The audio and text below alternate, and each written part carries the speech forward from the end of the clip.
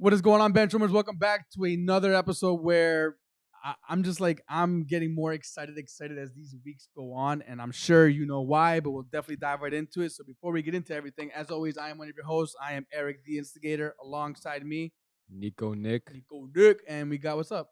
What's up? How are you, man? Good. Still need a nickname for me. That's I know we do need a nickname for you, which if our listeners want to so kindly give us some advice, we will gladly take it. What's up, Marco? I was thinking this earlier today. I'm like, you know what? I want to learn to stop calling you Gat and start calling you by your actual name. Yeah, I do the same thing with Josue. I keep calling him Dyer, but I call him Dyer too. For those, Yeah. But the thing is that there's Jonathan. We already have a Jonathan, so you have to go okay. Joe. I call him Joe. John is fine. John is fine. I don't care. Joe. Joe. Mama.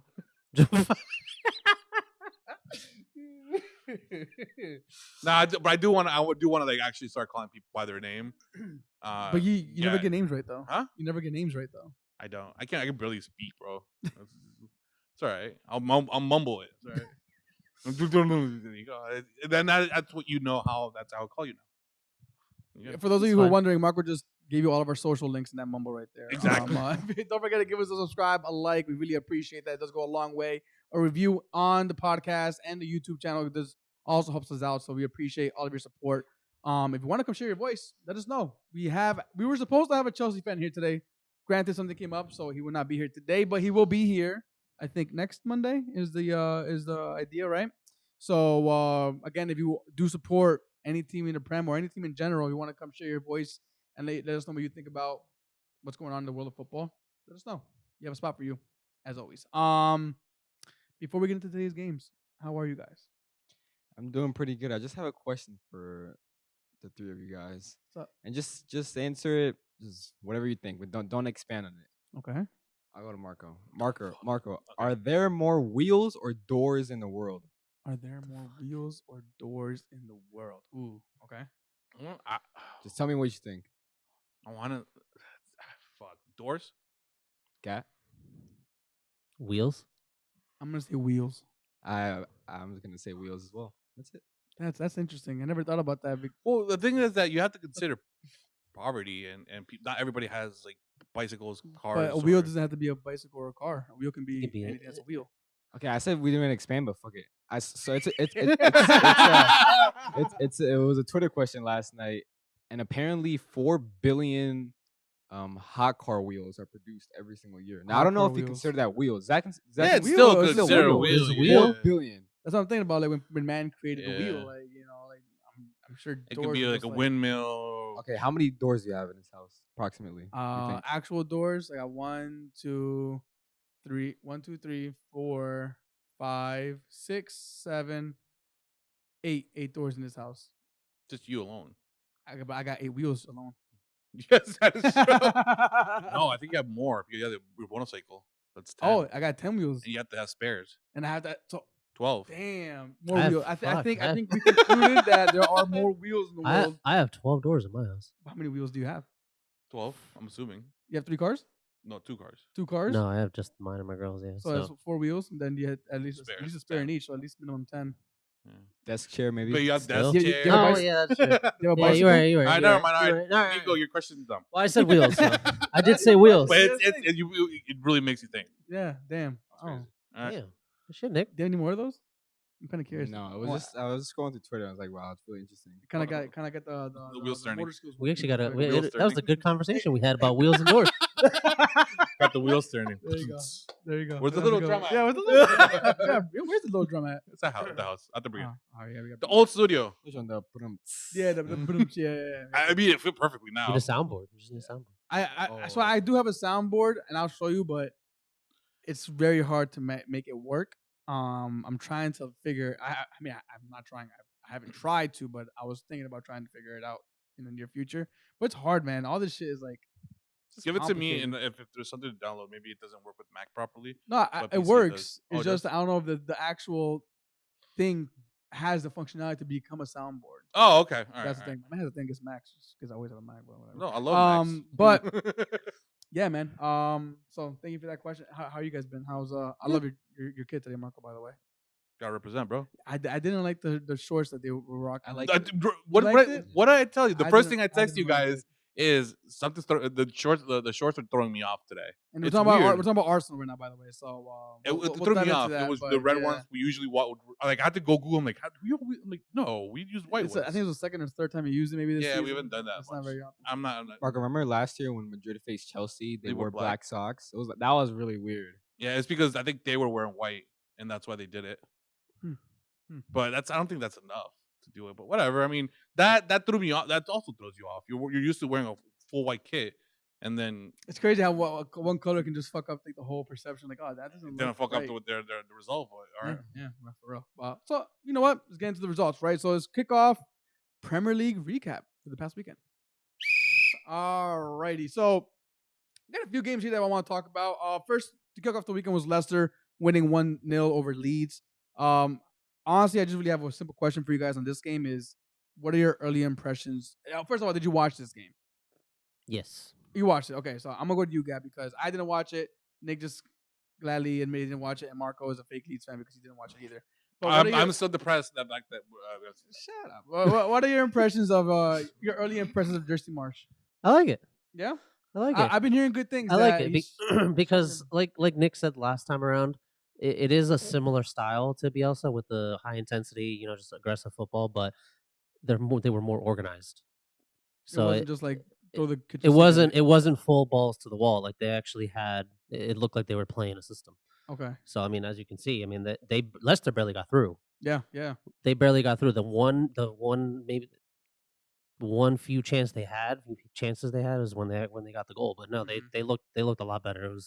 It was night and day. But it's just the first game, so we'll see if it can stay consistent. So consistency is going to be key. So if they can keep that up, then I mean, there is consistency. They just lost another player. I mean, look, personally, I like Jesse Marsh. I think he did pretty good at Red Bulls. I'm not too familiar with how he did at Leipzig, but I know it wasn't that bad. He did get sacked, however. Do you guys think that there's like I mean, there is. It's kind of clear. We get laughed at for calling it soccer here when it's originally it was called soccer, by the way. His pre-match was funny too. I don't know if you saw his pre-match. No. He's like, yeah, I don't think Ted Lasso helped when he was talking about the American impression. I think Ted Lasso helped over here to kind of make bring that soccer like culture, like the whole like idea of it. But yeah, over there, I feel like it kind of did bring I guess like an idea of Americans in English football. Yeah, that's why he said that in his pre-match, and it was hilarious. Do you guys think there's like a bias? Because I've been seeing a lot of like memes of him being like just a pure America, but like with no football knowledge. I think that's kind of, I don't know if the listeners, viewers, what do you guys think? Do you think we're kind of getting the short end of the stick just because we're American and I think so. We're going into the game, I guess. We're not ahead of the game, but we're going into it. Yeah, I mean, I feel like it's because we have so many dominant sports that we also can watch and they're well known around the world. And this hasn't always been the highlight sport. Wait. Football has been, or baseball has been the highlight sport. But those are American sports. Again, but that's for the country. That's what's been the highlight sport. Soccer now it's starting to grow. Yeah. To a point that where you can see our players now going over there and playing for them. And coaches now too. So I mean, I understand it's something new for them, but eventually it'll just pass. It'll pass. Yeah, I think I would assume it's pretty weird for people in the UK. I think I'd imagine if it like a British person coming over here to like coach baseball. But I mean, American football. Yeah, yeah. I see what you're saying. Or just strike it, mate. Like, that sounds Australian. That sounds mad Australian, but like still, but like just imagine it. Like you know what I mean? Like I see what you're saying. That's a good analogy because I didn't really think about it like that. I kind of thinking about it like we love the sport, it's worldwide, but yeah, no, if somebody else comes from another country comes over here teaching baseball or football, I was like, what the hell? And there's actually the Dallas Cowboys had it's basically like all or nothing they had for it. I think it's called Hard Knocks or something like that for the Dallas Cowboys. You know about that? Mm-hmm.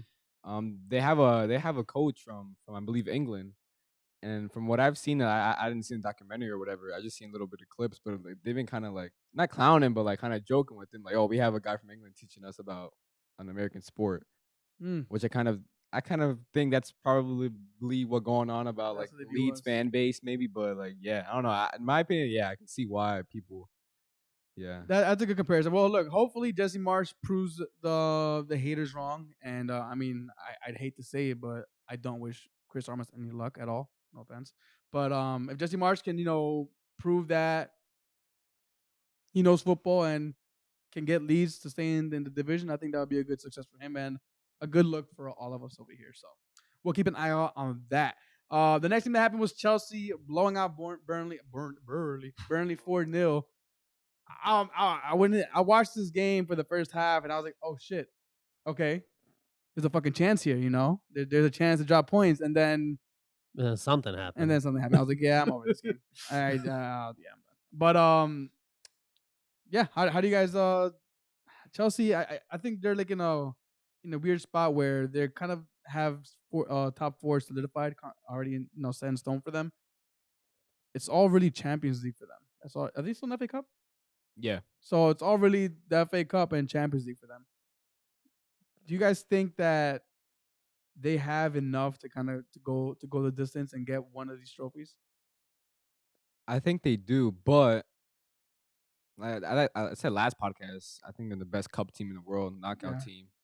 But I feel like I think there's a couple like times throughout history where a team has gotten like such an easy run in the Premier League, where like the exact same situation that Chelsea are in, where they have pretty much nothing to play in the league, but obviously they have 2 other trophies to win. Mm-hmm. I go back to their running. I just feel like an easy running comes with complacency, where they get so many easy games. And if you look, I said it. I was talking to Gat. They're like next, like top 6, pretty much a good game is United at home, which is the game week 37. United away or United at home? I believe it's either way. I believe it's United, home. but it's on the 15th of May. Yeah, which is around the second to last game week which of is the ridiculous. Season. Before those games, they haven't smooth running. Which I go back. If they go up against a tough team in the Champions League in the quarters, like I don't know, Liverpool or Man City or whatnot, those games could probably like cause some complacency where there's no really chance to really build on some league games, just because they're playing for nothing there. It's almost just play this game, get these games over with. Now let's start a focus. So it sounds like you're more in the camp that you'd rather have like a 2-1 hard fought victory instead of like a 5-0 blowout. And Liverpool, like 3 years ago, when they were neck and neck with Man City, the year they ended up winning the Champions League, I mean, City pushing them to the line just helped them even more in the Champions League, just because less so Barca away, but Bayern they blew through them. Porto they blew through them. Those games it's just about rhythm and building momentum. Just if I'm a Chelsea fan, I'd feel kind of weird just because, like I said, there's nothing for them to play for in the league, really. Like they're not in a title race, we know that. But Champions League is still definitely within reach. There's still a great competition in there. There's still a lot of great players in there. But let me go to you real quick, Gag, because I feel like you know more about the NFL than a lot of us in this case. And I'm not gonna ask you anything NFL related, but the reason why I bring the NFL up is because there's rumors of the Jets owner. I don't know his name. I read it earlier, but I forgot what it was. But the Jets owner taking over Chelsea possibly. Do you see any Christopher Johnson? Thank you. Any ripple effects from this? Possibly, if it does happen, there's rumors. Obviously, we don't know. I mean, if anything, I was telling you guys before. I would say there's probably ripple effects going on to the Jets side of the organization. So he's gonna take money out of Chelsea and invest in Jets? Use that Chelsea money because they're pretty much guaranteed to always be in Europe every year with the squad that they have. So maybe some of that will go into the Jets. Yeah, maybe they'll be good for once. Yeah, who knows? But I think it was kind of fucked up how the Chelsea fans were chanting Abramovich's name when they were kind of protesting the war in Ukraine. So they get my my stock falling for the week. Shame of the week. Shame of the week. You gotta think of one of those. You gotta think of one. We made a boot of the week a while back. You can put the orejas on them. Yeah. We gotta think of one. We gotta bring one back. So, but yeah, Chelsea 4-0 beat Burnley. Continue their race. They're pretty much top 4. It looks like pretty much guaranteed. But the next game we have here is Aston Villa beating Southampton 4-0. Great bounce back after a recent run of bad forms on the Villa side. Coutinho, 6 appearances, 3 goals, 3 assists. Is this a man reborn, or is this a purple patch? Damn. Felipe Coutinho. Because we've seen what he can do. He's 29 years old. Technically speaking, he should be in his prime years right now. These are the years where you're hitting your stride and you've done what you had to do and you're at the top of your game.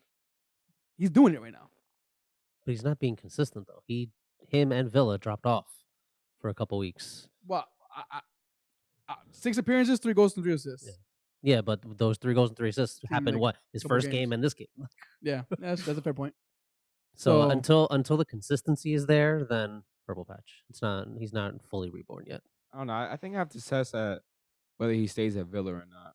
Because I think if he goes away from Villa, I think he'll go back to his Barca days where he's a decent player for them, good squad player, but Barca don't really need Coutinho back. They have enough players, and they're gonna keep recruiting players. I mean, Ansu Fati already plays in Coutinho's position.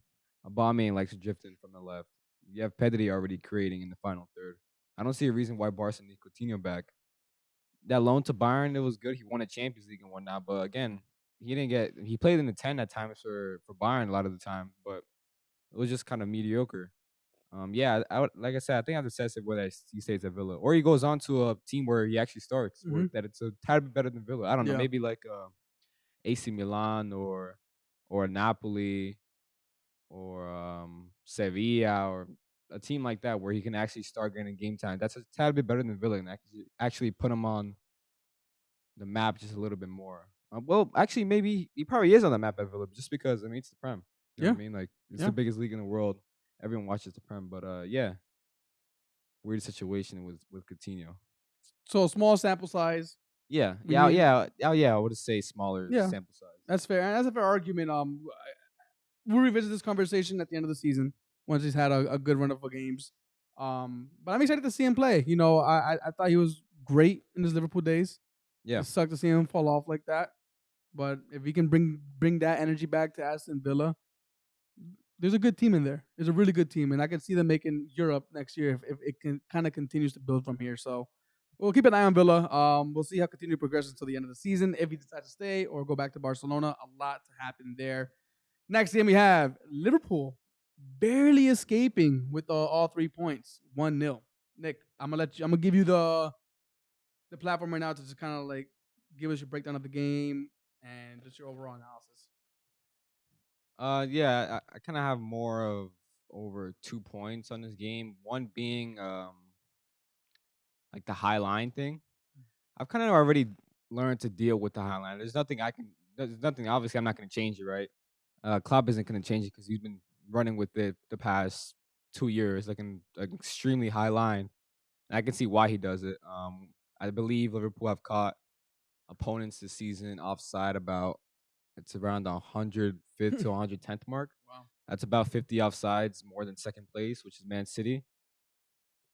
When you have the likes of Van Dijk, one of the best center backs in the world, Alisson, one of the best goalkeepers in the world, at least in my opinion, I think that's a risk you are willing to take because Alisson's one of the best in the world that really come out of his box. There's so many times where there's a clip ball over the top, Alisson's already there to sweep up. Same thing in Kelleher, the second string. That's why I think Liverpool and Jurgen Klopp knows that this is a risk I'm willing to take just because he has Van Dijk, he has Alisson, some of the best players in the world to really kind of protect that area. And it's dude, playing, like I said, playing in that high line, at least for Liverpool, that is probably one of the toughest jobs, especially as the right side of center back, whether it's Joel Matip or Ibrahima Konate, just because we all know Trent likes to push up.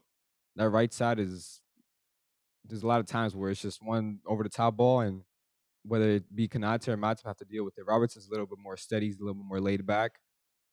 And it's that high line has to be measured, and every single 4 of those players, even the goalie, has to be in tune just because against West Ham, you kind of saw Van Dijk he would step back a little bit to try to cover the run or whatnot on Antonio, and Konate would kind of push up a little bit more, and you're going to get caught out every single time, you know what I mean? But yeah, I think it also stems from the midfield. I kind of like, I want to bring it to Thiago just because he's been like so injury prone this season, but I think when he's played, he's been unbelievable just because I think everyone knows what he does with the ball. He's one of the best ball progressors in the world. Not driving out players, but more progressing the ball through his passing or whatnot. But I'm looking at his other side of the game, which you kind of like, you don't look at Thiago more as a defensive player. You kind of look at him as like a luxury player where he's just more flashy player. But I think in transition, I think he really helps Liverpool in plugging those gaps that Wijnaldum used to do. Yeah, I think Thiago and Keita are pretty good at doing that. Just my main point here is being one of the midfielders has to cover that part. Keita does it well, but I think Thiago does it a tad bit better. That's why I believe when Thiago plays, you don't see that many times that Liverpool get caught out by the high line a million times. When Thiago doesn't play and you have a midfield the likes of Fabinho, Henderson, Oxlade-Chamberlain, one over the top ball, which it seems like every single game, one over the top ball on the flanks behind Trent and Robertson, and the other team are through. So I have a question on that. And you said earlier, you're used to the high line. You understand there's risk reward there. And obviously it's paid dividends. I look at this game, you guys, Mane scored in the 27th minute. And it's not like the tactics changed for Liverpool. They still were going all out, which, yes, that's what you expect for a team like Liverpool to do, who's very front-footed, gas pedal to the metal. They want to get goals. But with the race being so tight, don't you feel like there should be at least a little more conservative, knowing when you have the lead, and you just gotta maintain that lead? Because realistically, man, West Ham, I want to say they maybe had 2 to 3 clear-cut opportunities to actually score, and it was just lack of execution, lack of quality at the final third is what kept them not either getting the point of the 3 points. But my whole thing is that the fact that the goal came in so early and you guys still went all at it. Like you said, there's risk reward. Odds of probability are at some point it's gonna go against you. Should there be some kind of like, okay, something from Klopp, be like, all right, guys, we got the lead. It's not sit back, but it's also not give them as many opportunities as they did get, because again, they were in on goal multiple times. So I mentioned before 2 points. I made it really only about 1.5 with Thiago. I like you brought that out just because it reminded me, obviously. So I bring this obviously to my other point where I think Klopp can control the game state. I think he can do it a little bit better. I think he should do a little bit better. That's why Pep and Man City are the best in the world at doing it. Because they can change gears anytime. Exactly. The last 25 to 30 minutes, we saw yesterday at United. Yes, they were 3-1 up, but they were just toying around with United. I think Liverpool at times, and it always stemmed from Jurgen Klopp's sides, whether it be where he was at Mainz, especially at Dortmund, where he was just, like everyone says, the rock and roll and whatnot. He just wants to get the ball back and just send it up. Mm-hmm. You definitely see that with his seasoned Liverpool side, just because I think it happens a lot with Trent, where Trent picks up the ball and like he just sends it up forward. I think Liverpool are not that good at losing the ball in good spaces, which is very, in my opinion, underrated. Like, if you lose the ball, don't lose the ball where the team can make a 1-2 pass and they're through. Yeah. If you're gonna lose the ball in good areas where you have, whether it be Henderson, Thiago, or Keita really tracking back and covering that gap. I think at times Liverpool can lose the ball in situations where we've seen where, like I just mentioned, Trent drills it into the center forward. The center forward, for example, there was not with Trent, it was a Keita. He drove at players and he just drills into Salah. There's 3 defenders around him. He takes a poor touch and West Ham are through on goal. Yeah. Play the ball to the side a little more. Stop playing like so vertical and central where, like I said, if you lose the ball in the middle of the pitch, you're done for. Mm-hmm. Especially at least with Liverpool, because Fabinho, he's one of the best DMs in the world, but he's not the best. He gets beaten kind of easily at times. Well, he's not the fastest. Yeah, he's not the fastest. He gets beaten easy at times. He's usually the one covering the hole in the midfield, at least centrally. The team loses the ball and as vertical, essentially, is done for. So that's why I bring it back to City, where they're just able to really control their own state of the game, where it's just, we're going to start playing the side passes, and we know when we're going to attack. That's kind of the opposite with Liverpool. Like I just said, Liverpool receive the ball, whether it be in the 80th minute, 90th minute, they just want to send it up. Yeah. I think Jurgen Klopp can do just a tad bit better, where he's controlling the game state, and the flow of the game in those later stages of the game. Just because, I mean, you're not gonna You're not gonna go 1-0 up 10 minutes in and just start playing passes to the side. You obviously want to keep attacking. So that's why I kind of said we're last 25 to 30 minutes where, all right, start controlling the ball a little bit more and kind of start taking the possession and really the game state Yeah, it's to control your the team. control Exactly. the game. Yeah, and look, man, that's something that is a common issue because I think it's a good time to kind of bring it over to the next game where Watford almost had to come back because of the same situation where Arsenal, I'd say the last 10 minutes kind of lost control of the game state. And the game ended 3-2. Arsenal's way. Fuck you, by the way. Thank you. Yeah. Close. It was close. I don't know how close it was. When Watford, when Watford made it 1-1, I was like, oh, maybe I'm right. Maybe I'm right. But Marco, I'll let you go first. Talk to me about the way how you felt about the game, your overall takeaways and things that we can improve on. Bro, I enjoyed the fuck out of this game. It was definitely good a game. back and forth game, very open. Some really good wasn't goals. what I was hoping for, but I was expected an more from entertaining us. game. I expected more from us. Defensively, yes. Yes, as usual. I think the first one was pretty error. What was the first goal again? It was it was bicycle kick. It was Hernandez. Yeah, it was Hernandez. Error on our end. I mean, I think defensively, I think we could have covered a little bit better. covered the bicycle kick or the bicycle kick. The player, if we're on him, he can't turn around to do that. Wait, he didn't turn around. He didn't he turn to be able to kick that? No. Like you mean turn around? Like he was facing the goal, he turned to be able to kick. If we place a player a little tighter and don't give him that space, he's not going to be able to do that. He would go for a header versus that. Like that's an instant. That's the beauty of his goal, though, because Yeah. a bicycle kick. He noticed the defend that. space. You can't defend that. He noticed the Because space and he took If you're advantage. saying a defender closes in on him, a defender's going to close in on him, goal side, not from behind him, because that's not where the defender should be. They should be Yeah. goal side him. So that's why his goal. I mean, it was.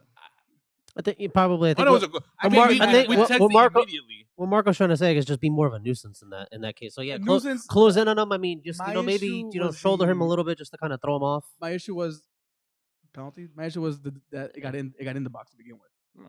The delivery, and that was a great delivery. Watford had Phenomenal. great deliveries that game, actually. Yeah, I mean, he had two. The same kid Mhm. that did the kick, he was the one that put the ball for the second, which was I think it was an outside foot kind of pass, wasn't it? Am I wrong? I don't recall, but But it was like measured perfectly so that it just landed right in front of the player and he was able to score the second goal. Again, you always want a little bit more from your team defensively.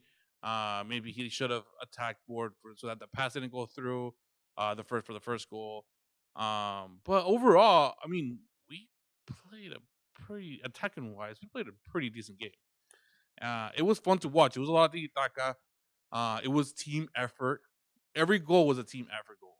It was like I said, in the right place. Saka moving up, having that understanding with Odegaard, the little taquito to make him run up, then knowing where he's gonna be at in the middle towards the penalty spot. Beautiful goal. Like I said, with 2 assists, one to Martinelli, one to Odegaard as well. To me, that is what I've been dying to see Arsenal do, and it was very, very, very, very fun to watch. yeah, I really, really enjoyed it. I agree with you.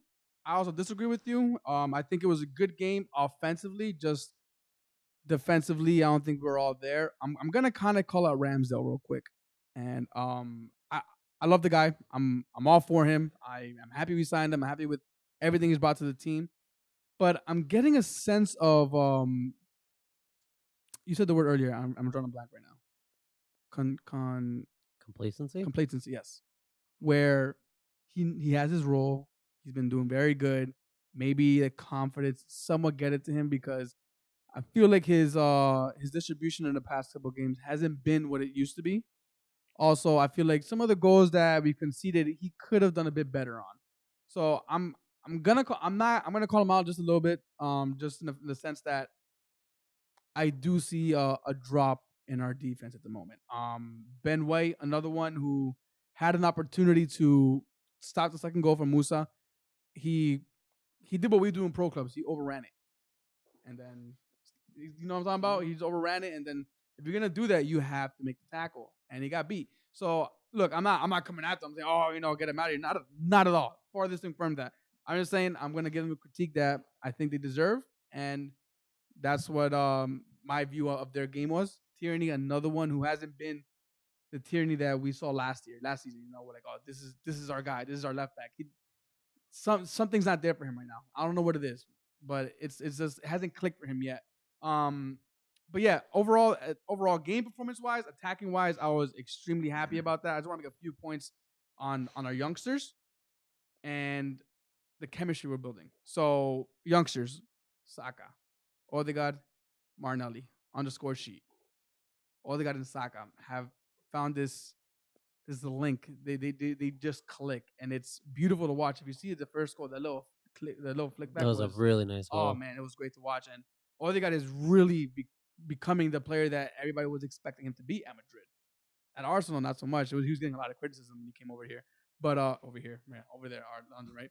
But at Real Madrid, he wasn't getting the shot. Now he's getting the shot, and he's really becoming the heartbeat of that team. We look at him like at a 10, but he's an advanced 8. Same thing Xhaka is playing, which is an advanced 8. So when you look at the heat maps, you see a lot of the way people are seeing Arsenal playing is the right side is tiki-taka between Saka, Cedric, Odegaard. On the left side, you have Tierney, Xhaka, and Martinelli. I'm just waiting for us to get Odegaard where Xhaka's at. Get a new number advanced 8 who can do what Odegaard does on both sides of the. So now we're gonna have more connections on both sides of the field. So I'm excited to see what's happening. I'm loving the chemistry we're building. Like you said, Saka said himself, he enjoys playing with Lacazette because he knows the movements he's gonna do. That's something that we haven't had recently, where the players understand each other. They know the movements they're making, the runs they're making in. So I'm extremely happy with that.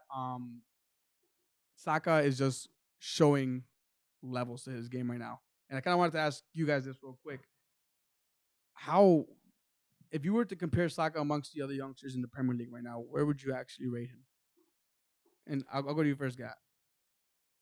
On a scale or just in terms of? Yeah, you got Foden, you got Sancho, you got all these young bucks that are have a lot of weight to their names just because of the praise they've been getting or maybe the performances they've been making. But Saka, to me, I think kind of flew below the radar. A lot of people didn't think he was as good as he's showing he is right now. So where would you rate him? Right now, on current form, he's one of the best youngsters in the league right now. All right, compare him to Foden. Oh, me? I'm sticking with him right now first because I feel like Foden's like the one that's like up there. Foden, Mason Mount are probably the ones that keep getting like a lot of praise. But Saka, yeah, but I mean, there now. But if you want me to compare him to Foden, just the antics off the pitch is what kind of throws me off. So okay, so better professional overall. Yeah. Okay, Nick. I think it's top 2 for me. Phil Foden and Bukayo Saka. I think Bukayo Saka. I think he's been better than Phil Foden this season. Yeah, actually, absolutely. But I have Saka top 2. I have Foden just a little bit higher. I think he has higher ceiling, but Saka's his. I think in 5 years' time he'll be. Like in basketball when you have like franchise players and you put the franchise tag on them and whatnot, Dak Prescott at Cowboys. Even though Saka's good, Dak Prescott, a little bit.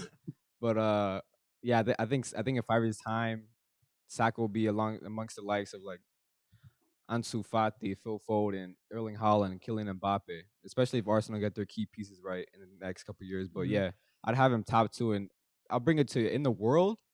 I think this season I'd have him. Let me think. But what's the youth player? I'd have him, the Koopa? Yeah, the one that Pedri. I'd have him top 5 to top 7. I think in my top 5 I have like Pedri. I'm drawing blanks right now, but I'd have him definitely Vinny. top 5. I don't think Vinny's a young guy. Oh well, yeah, he's 23 or Yeah, something like same as Trent. I don't put Trent in these youngster category because I don't consider U23 players. I don't consider 23-year-old players as youngsters anymore. Like Mbappe isn't a youngster anymore. Rashford isn't a youngster. That's true. Trent and you know what I mean. Foden and Ansu Fati. I think Saka will be 5 years time. Watch I think when Salah leaves, I think or I don't know the contract situation with Salah and whatnot, but I think once 21. Oh, he's 21. Oh, then Vinny. I feel like he's been there forever though. Yeah, he's been there 3 seasons. But Shut up when he was 18. I think once Salah declines or whatnot, I think Saka will probably be the best right wing in the league. Well, look, there's a lot of expectations we put on these youngsters. Hopefully, he doesn't fall off. We see it happen all over the leagues, where players get ran dry. Fortunately for this game, Arsenal came out with 3 points. Last 10 minutes were kind of shaky, but overall, I'm happy with the game that we had. These are the kind of games where you don't have the best game, but you still manage to get the result, and that's what brings teams to the Champions League level. I'm not saying that we're a Champions League team yet because I think there's still a long way to go, but it's progress. So I'm happy to see that. Anything on this game, guys? Anything else you want to bring up? Odegaard's good, man. That sounds like really like simple, but like fuck, dude. Like, I said last time, like he's really showing what the fuck he was supposed to do. Like he's top. You give him man. the chance, he'll take it and run with it. He's Yeah. top. Yeah, I think that has to be credit to Arteta, who also got an assist this game, by the way. Just not Oh yeah. That was saw that? great. That That was was great. his assist. The way he reacted, get the ball, I was like, quick. and That then was boom, great. goal from Yeah, there. that was funny. By the way, this game was full of beautiful goals. Like all It the goals was- were oh, fucking yeah. amazing. But I think that would Odegaard's statement is more credit to Arteta because you can see what a good environment can do to a player and what a bad environment can do to a player. Hence, Odegaard at Madrid just never got the chance. Hence, Odegaard now. Look at Dani Ceballos at Madrid. Does he even play? Yeah, I think he's played 3 games as sub. At Arsenal, there were moments in the season where like, oh my God, we need this player. So it just all environment, all of the culture again. As much as people don't really believe in that or think it's more hype than what it is, culture mentality is. Oh no, that absolutely plays a big part. And So I want to bring it to because, as you let's- can see, let's bring it into the Manchester Derby. Got a lot. Look, this is probably gonna be this is the longest part of the podcast because there's a lot to ask here. So I'm gonna give you your moment. Get what you gotta get off your chest. Say what you gotta say. I know you're not the kind of player, the person that bashes on the players. So I don't know what to expect from you right now. But Script. I don't. so yeah, You Nope, gonna email you? keep it Oh, short. shit. It's crazy. speak with your heart, man. Keep it short and sweet. We fucking suck. we had I a told you we that. had a we had a pretty good first half, and I don't know what the fuck happened after that. I mean, we figured out how we can really get at City with their high line. We were able to get in behind them quite a few times in that first half. Yeah. I don't know what the hell. They just completely switched off. I mean, Ralph was trying to go full on attack because a lot of the times during that first half, there was many moments where we switched to a 4-2-4 just to attack I and noticed just get that. in and just get in behind, and it worked for the first half. I don't know what happened. I don't know if maybe once that third goal came. I mean, that's kind of the general consensus. That's kind of where it kind of they just killed the game right there, and they just fell off. Yeah. They were not in the game anymore, and it was frustrating to see because fatigue shouldn't be an issue at this point. You're 27 games in. You shouldn't be jogging around. You should be going full at it. And I just they're just not there. And like we were just how we started it off. The environment is just not helping. There's so much shit going around the club, and it's not just this season. Things have not been right for years. Yeah. And it's just if things don't change, it's just gonna keep happening. Yeah. And it feels like every time there's like a bad result, like another article news comes out. Like this player wants to leave, this player's unhappy, the players aren't happy with the coach. So we don't know what's real, what's not. And There's at apparently this rumors point, and leaks. everything just so much shit just comes out on a weekly basis where I see the headline come in, I'm just like, whatever. Yeah, it is I what just it is. I don't Yeah. really give two shits about it anymore because you don't really know what's actually true, what's just No. more for views. It's just whatever. Say what you got to say. I mean, everyone's gonna throw United under the bus for quite some time. I mean, if the players don't want to show, It is if what it is. they don't want to play for the badge, then get out. So let's. We got you saying? Yeah, I was gonna be a troll and say, yeah, and I really feel bad about Ronaldo not being able to play because he wasn't injured. So that's a rumor, right? We don't know what's true, what's not true. But I said earlier, Ragnick confirmed that his medical team said that he was injured, so he wasn't able to play. But there's a lot of rumors going around between him, between Rashford, between the coaching staff, a lot of things. But let's talk about the game first. And I really want to emphasize the second half because that's where everything kind of just completely fell apart for you guys. Yes, the first half was a great half. I thought watching that first half, I thought it was going to be, and I even told Diego, I said, this is going to be a score more goals than we can concede kind of game because that's how it felt like it was shaping up to be. And then I don't know what. I don't know what. I mean, look, we'll talk about the players very soon. Trust me, we gotta talk about the players very soon. But United strong first half, second half.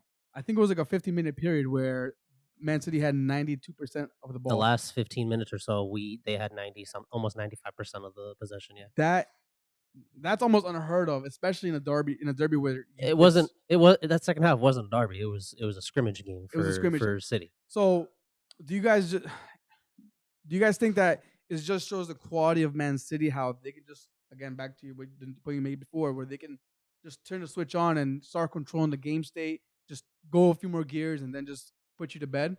Or is it more of the internal issues that are happening at United? Maybe we all know that the profile of players there aren't right, and Ragnick is doing what he can with the players that he has, because the players that he has does not fit his style of play. So he's plugging holes that he's putting square pegs into round holes. Sorry, that's what I meant to say.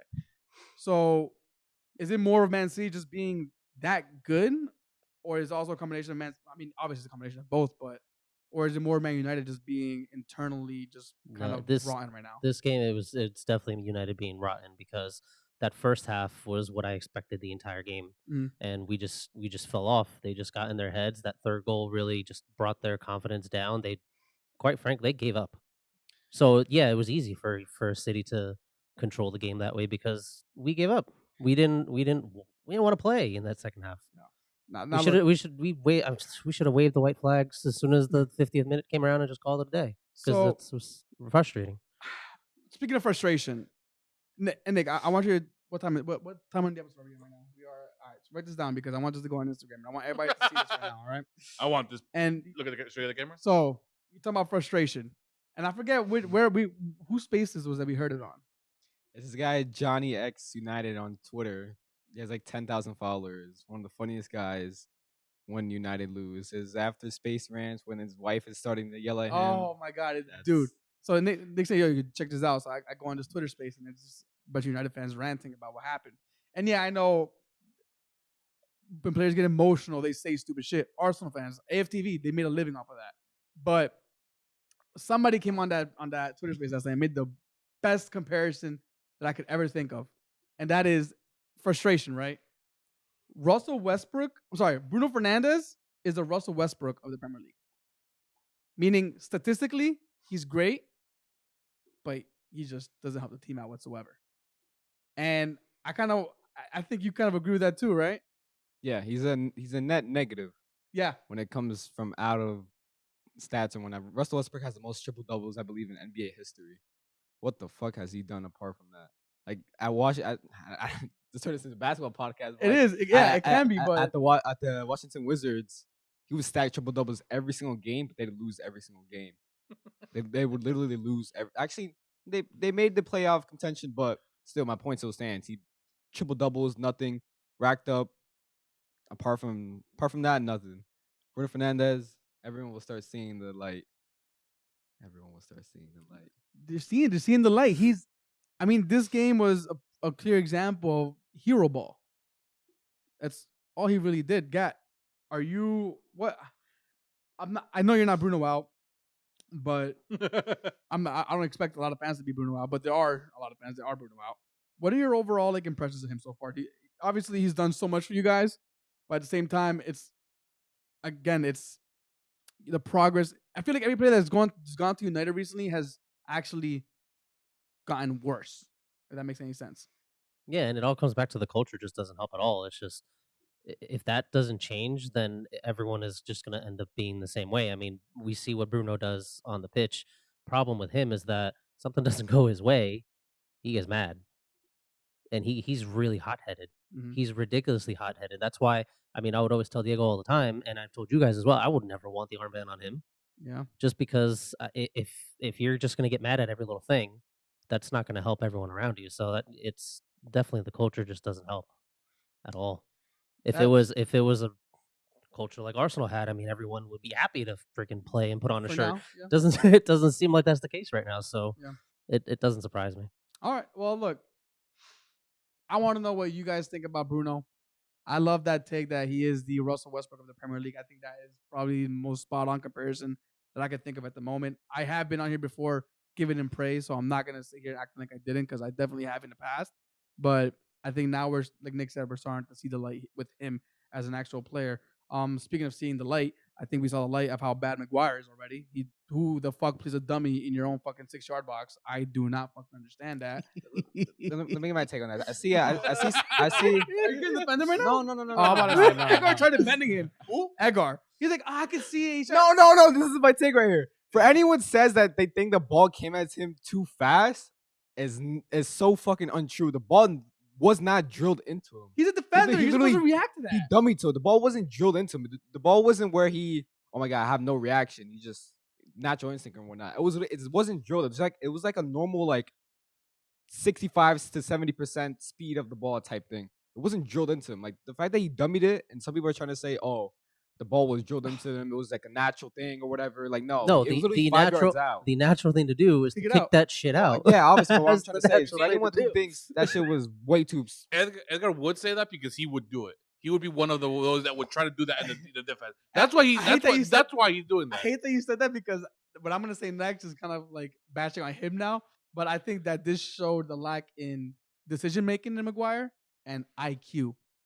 Because the fact that you played a dummy inside your 6-yard box and you don't know what's behind you shows me that you're not paying attention. You're not aware of your surroundings, and you're the fucking defender. You're the captain and the last man of that team. Yeah, no, I did notice that throughout the game as well. I was trying to see what his awareness was, specifically him. He didn't look around him much. He's lost. I mean, let's look at the goals, for example. The first cross that came in by himself, De Bruyne was by himself. Second goal, Maguire plays a dummy inside the 6-yard box. I don't know how. The third goal, Mahrez. He would literally seconds before that, he had just received a set piece, was completely alone, and almost scored. Minutes later, same thing happened again. Nobody caught him up. The last goal was just the hair just taking it to the face and then it's just bouncing off of him going inside. But yeah, man, Maguire, you guys got swindled. Wait, what's the guy, the Twitter guy? The Tindler swindler. I think he's the Maguire's agent. Yeah, man, Maguire's got to go, man. Yeah, it really hurt as soon as I saw. Tanya started saying that. We've been calling it for a while. No, he's never said it. I think he never said it. You're right, actually. You also never said that I've we've been having issues for a long time. I've played. I mean, I've stayed on the fence. You're trying to be positive, but now, now it's just too. One thing is positive, or trying to be positive. Another thing is trying to be blind. Oh, ignorance is bliss, Marco was saying. I didn't. Well, yes. Okay. Hand on my heart, 10 toes down on everything I believe, and I hate that I'm a Liverpool fan for saying this. And I kind of wish I was some other fan, so it seemed like, oh, he's just a Liverpool fan. I like this jersey, by the way, dude. I'm sorry, I got distracted. Is that an old school one? It's the 2004-05 Liverpool home shirt, Istanbul, against AC Milan. Yeah. For anyone, DHgate, it's a website / app. It's a Chinese one where you can order any kit in the world for like $16 to $20. Oh, I'm gonna be on there soon. Yeah, but like I said, hashtag ad. Sponsor us. Yeah, yo, facts. DHgate sponsor us, man. I just ordered. Clip it and send it to I ordered a new jersey yesterday. $16. It comes in like in 3 to 4 weeks. 09, 010 away jersey. They'll be here by the time this ends. That shit is hard. But back, hand on heart, 10 toes down, and everything I believe that only 2 United players are good enough to actually challenge for a league title in the coming years. And that is Jadon Sancho and Rafael Varane. That is. I disagree with that. Now. You would say about Varane? No, I agree with Sancho, but I want to say Elanga. To challenge for to reach the top? To help the team become better. I don't think that makes them better. Okay. Alonga's actually a fair point. Like we've been saying, I'm on the fence with Varane. Varane needs someone next to him to make. I'm on the fence with Varane. So if we're gonna bring it up to 3, all right. So let's say 2 to 3. Yeah, 2 to 3 players: Jadon Sancho, Rafael Varane, and Anthony Elanga. Hand on heart, out of a 22-man squad, I believe there's only 3 players that are good enough for United. Every single other player, that's included the likes of Bruno Fernandes, Paul Pogba, Ronaldo, Marcus Rashford, Fred, McTominay. Jesus Christ, there's so many players, but like, well, look, hand on heart, guys. So you know what? That brings me to my last question. I know we spend a lot of time on this because I mean, it's safe to say Manchester is blue. Yeah, historically, Manchester has always been red. Yeah, there's no Champions League yet in the Manchester City. cabinet, which may be in the near future. But I mean, the fact that they walked in saying, "Oh, well, we have beaten them the past 3 times, and that just makes it that we're going to beat them for a 4th time." I saw some more text. That was kind of the mentality they were walking in. That I mean, just because Man United beat them in the past means that they're going to beat them automatically this one. And no, that's not the case. Your performance throughout the whole season determines how you're going to do on that game, yeah, and it showed. yeah. So I mean, look. Last question. Nick said it. There's 3 players that he believes that are United players that should be there. Is Rashford one of those players? And I'm asking you that guy because yes, there are rumors that apparently he leaked the information that he wants to leave now because his contract's up next year apparently. And 2014, I think. he wants to 2024. review his contract. 23, 24, one of them. 23. 20 but- with an option to extend. Yeah, maybe. Yeah. So, do you think do you still want to keep him, or do you think it's time to move on and start getting the right pieces for your club? Or is he the right piece? I guess. I mean, it's Rashford. I kind of want to keep him, but the issue I have with him is what he's saying. He's annoyed with getting game time. You're not getting game time because you're not fucking playing well. Rafa's not going to just put you on because of who you are. He's going to put on the players who are playing well No. because he wants competition for spots. Yeah. If Alonga's playing better than you, he's going to play Alonga.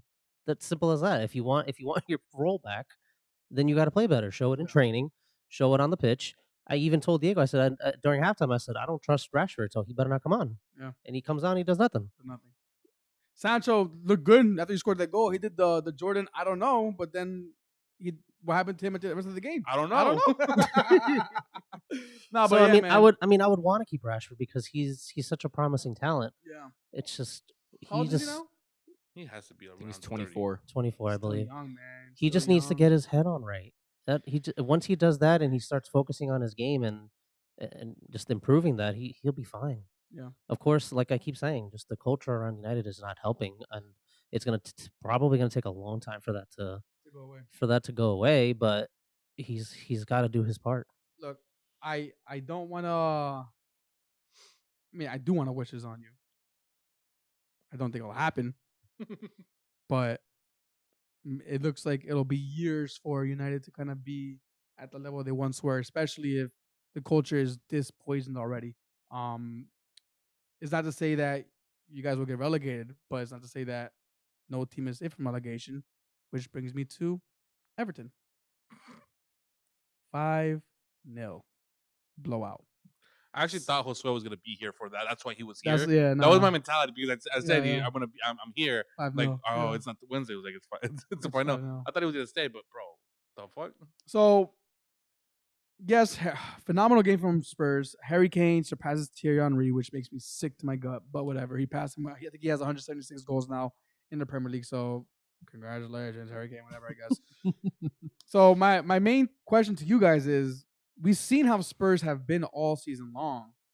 Is this Everton tax? Yes, You were very quick to respond to that. yes. Okay. They've been so shit lately. They have been very shit lately. And That's- today's game was just another, I think, clear example as to how ill-prepared Frank Lampard is. Another Yeah, Keane shit. own goal. How many own goals does this guy have? It was a beautiful goal. Really? I feel like he has more. It was a beautiful goal, by the way. Don't get me wrong. McKinsey was a beautiful goal, but yeah. So you Everton tax? Absolutely. Yeah, Everton tax for sure. I'm adding them to my 3 tax list of Leeds, Watford, and Norwich. So now it's 4 teams for the season: Everton, Leeds, Watford, and Norwich. Congratulations, Leeds, Everton, and congrats to Lampard because that was the most predictable shit show ever. Like it was just like this guy's gonna get appointed 2 good games. Like Diego said in the comments, he's gonna get sacked in 12 to 18 months. Damn. Possibly. I think he'll be sacked next Christmas. It's crazy to think because like, we say if you look at Everton, we know financially they're one of the wealthiest clubs in the league right now. They've invested a lot of money into that team, and they have quality players. I think they have better players than the relegation teams currently. I mean, I don't know the culture there, but do you guys genuinely think they're gonna get relegated?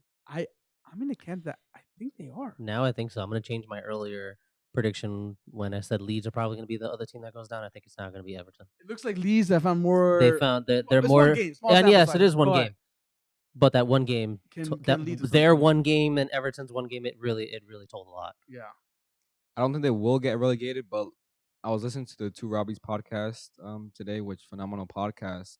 They were talking about Everton's owners. I forget his name, but apparently they're in like some kind of tricky situation with their owners, and apparently they're like they have like a hole in their wallet of like $400 million So or they're something like that, mean as debt right now. and they have a stadium on the way. Right? If they get relegated, Richarlison, Dominic Calvert-Lewin, Allen, Doucouré, Yeti Mina, Jordan Pickford, They're they're not playing in the fucking championship. There's no way. They're gonna They're sell just- everybody. I believe if they get relegated, they won't be a top, because let's say like Everton are what, like, we consider them like a top 10 team I was a top 10, yeah. because they actually have some decent players. If they get relegated, they're not going to be in that little same spot for the next Few years. 5 to 7 years, in my opinion. Yeah. Just because getting relegated for that stature of a club, Everton, because they're a pretty globally known club, they're fucked, dude. They are fucked. Yeah. This is crazy, man. This is like, when you think of a club being too big to get relegated, to fail. I would put Everton in that bracket. So the fact that they can go into the championship and have these Premier League players on those wages playing in that league is Oh, dude, they're gonna fucking it's collapse. not dude. sustainable. The And one, the debt that they have and the stadium that they have, like this was a battle for Europe for them this season with the investment they made. So and now they're 1 point off of relegation. 1 point, and Brentford is looking better. They kind of woke up this past game. Have you checked Everton's next fixtures? No, is it bad? It's fucking terrible, dude. Oh It shit. is so bad. Let me go. So they have They- Wolves next week. Okay, well, it was a good game. They lost. And then they're home to Wolves. They're home to Newcastle. They're away to Watford, away to West Ham, and then they're home to United. And then after that follows, after the Palace game, Liverpool, Chelsea, Leicester, Brentford, and then they have Arsenal in the last game week. Oh shit. They're fucked. That is rough for them. So, I mean, let us know. Is Everton, are they potentially the ones going to be going down with the three teams at the bottom of the table right now? So, let us know what you guys think. Who are your favorite three to go down? I feel bad saying it, but I'm kind of intrigued to see Everton go down just because I want to see the aftermath happen. Let's see what happens. Which is I guess is the evil in me. Yeah, it's fucked up. But Still, I still would have, but I would never want it to happen to us, for example. So I feel bad saying it, but at the same time, I still want to see it, if that makes any sense. if they were recording, it would be perfect for them to start having like documentary going on right now. Yeah. I'm just saying. Remember how we were? Yeah. No, let me not even go back there again. But It's still gonna be one hell of a documentary. it really is. But I mean, look, that's Spurs 5-0 victory for them. Who do they have next? Is it United? At White Hart Old Lane? Trafford. Oh, Old Trafford. Yeah. When's that game? This weekend? Mm-hmm. Sunday. Oh 12 man, 12:30. 12, can we- 30. can we- I thought it was Saturday. Saturday, I'm pretty Oh, sure. Saturday, my bad. Sorry. Oh damn, you work Saturday, right? Well, can we stream that game? Actually, yeah, we can. Can we stream that game? Yeah, I'm done. I might not be able to. I might be with the project that I have for the Saturday. Oh, okay. So, but I mean that's gonna be an interesting game. Spurs United still fighting for top four. Top four right now. The way it's looking, Marco, I'm feeling more and more confident. Rick, come to the It's side, bro. Come to the honestly, side. it's I'll keep on giving you that positivity, bro. I'm reserving because look, You be reserved. I'll be the optimistic to one. me, this is gonna be where we see the change. And I don't mean to digress, but we're pretty much done with the Premier League recap. That's all we really have. Wolves lost to Crystal Palace. Good to Crystal Palace. Other results, which we'll mention at the very end. But we'll just talk about quick top four real quick, and then the actual final push for the Premier League. But top four is definitely in Arsenal's hands at the moment. Without a doubt. With the games in hand, with the gap that we have between the teams, with the way that the teams are looking right now, it's definitely in Arsenal's hand. I think the way that this season ends is going to show me where we've gone as a team. Because in the past, under Miami, for example, we've gone on a good run, but then we just fall apart. Like we've seen that. That's Arsenal. Arsenal are known for that. That's why we get ridiculed a lot, because when we have the opportunity to go ahead or to get the 3 points, we fall apart. So if we can maintain this good run, this good mentality, this always fighting to the very end until the end of the season, that is definitely the culture change I'm seeing and I'm hoping to see going until the end of the season. With that being said, I still think United have better players individually that could win them a game on the spin, just like a flip of a coin. It's just like Gat said, the culture issues there are really really coming to light now. But that's my top four feeling right now. How do you feel? Less confident, honestly. Mm-hmm. Less confident, but it's going to be a crazy end to the season. It is, man. It's gonna be a you crazy guys already end to the 1 season. point behind with I think. And you guys have like 2-3 games in hand. Yeah, and the ones against you guys, ones against The games you guys have in hand are hard games. are They're not hard. easy. All three, Spurs, Chelsea, United. So it's not easy games, but it makes me excited to think that Chelsea are. I hate to say this, but I'm looking at Chelsea now. I'm looking at them next. We got a game in hand against them. We can that's within reach, but yeah, you're close enough, right? yeah. Listen, on United, whether they make top 4 or not doesn't matter, at least in my opinion. Shit.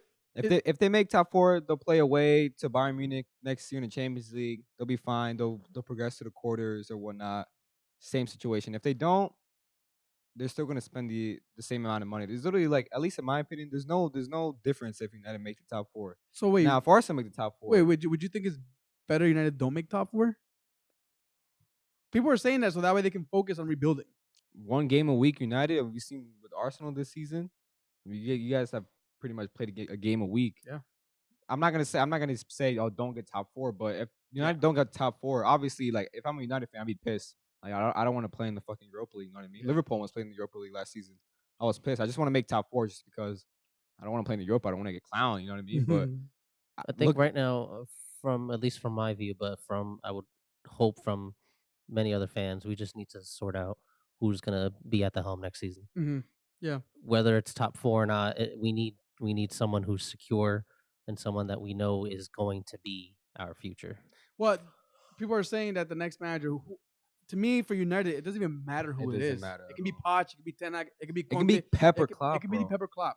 If they don't get the support, board they need, needs they to don't get the support them. recruitment right, it's going to be the same issues. If you don't get rid of the deadwood in that club, it's going to be the same issues. But Nick, if you're making a point.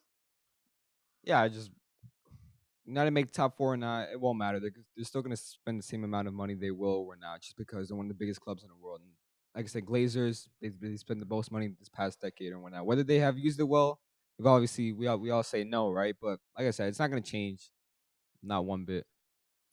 So look, that's all we got in the Premier League recap.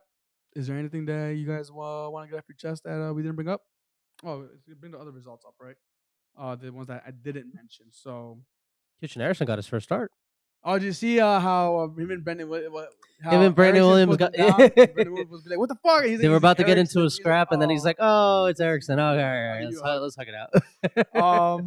Newcastle beating Brighton 2-1. Newcastle on a good run of game, man. They're the past 6, they won 5 and tied 1. so they're looking very. Thank you for that. They're looking very good right now. Brentford, great bounce back for them. 3-1 against Norwich. Freaking hat trick by Ivan Phoney. Yeah, it was there were 2 penalties, I think. Yeah. So take it with a grain of salt. Wolves, we're starting to see that little downfall of theirs that we were kind of saying earlier on. You know, I still consider them a dark horse, but they lose 2-0 to Crystal Palace. I think what's his name? Vieira's doing a good job there. He's impressing right now. But look, that's all we got for today. Anything, you guys? We're good. Good. Sign off. On our ongoing point system. Oh, you have it? I do. With a tie of 8 correct answers or correct calls, you and I. Oh yeah. Yeah, you and I just got 2 wrong. Oh really? Yeah, I'll tell you which one you got wrong. I got wrong the Burnley-Chelsea game. I had Burnley winning. Okay. Dumb, in my opinion. And Spurs-Everton, I had it a tie. Okay. It was a win. On your end, you had Aston Villa losing to Southampton, which Aston Villa won. Yeah. And then your other one was Wolves Crystal Palace. You had Crystal Wolves win. Yeah. Oh wow, that's 8. pretty crazy. I thought I did better 8. honestly. Yeah, no, 8. Nico and Gad got 4, and then Josue got 2. Coins. Spurs. And there was hey, extra there. Which one did the Dyer get? Dyer got. I'm assuming it's He got the one. Arsenal one. He had a 2-1 winning with like a game winner, which didn't happen. And then he had which was the other one he had? As a win. It's probably a Spurs one. It has to be Spurs. It might have been Spurs 3-1. Yeah. All right, well, that's our point system. We'll continue adding these up. I still have the ones from last week in my phone, so we'll continue adding these up, and then we'll see how we end at the end of the season. With that being said, we are the Benchwarmers, the bench of the voice, where the bench is always warm. Peace, everybody.